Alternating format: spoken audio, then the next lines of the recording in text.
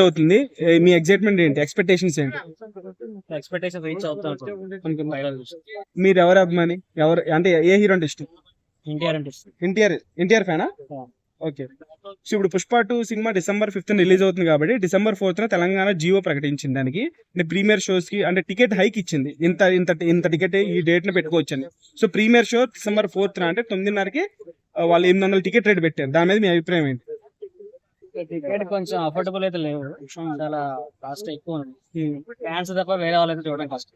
అవునా?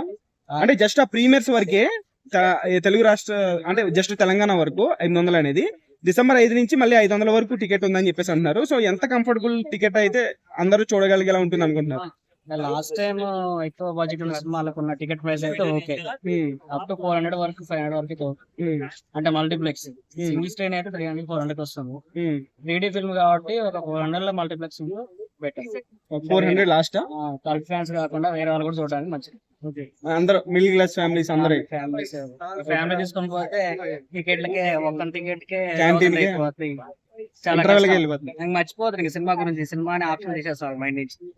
అంత ticket rate పెడితేనా? Ticket పెడితే పక్కా మర్చిపోతుంది, మల్టీప్లెక్స్ మర్చిపోతుంది. సింగిల్ స్క్రీన్ లో టికెట్ దొరకవు, ఇంట్లో కూర్చొని ఓటీటీ లో చూసుకుంటా అంతే.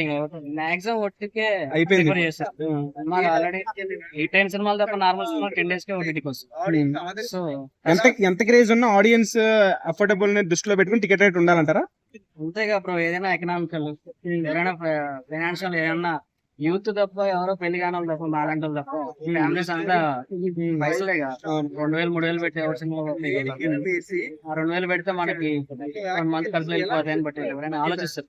ఫైనల్ గా ఇప్పుడు బాహుబలి 2 రికార్డులు బద్దలగొడుద్దా 2000 crores? ఎందుకని ఒక్క సాలిడ్ రీజన్ చెప్పు.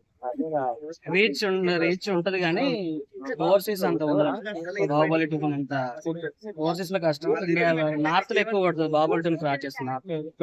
నాన్ బాహుబలి రికార్డ్ తీసేసి బాహుబలి రికార్డ్స్. Thank you.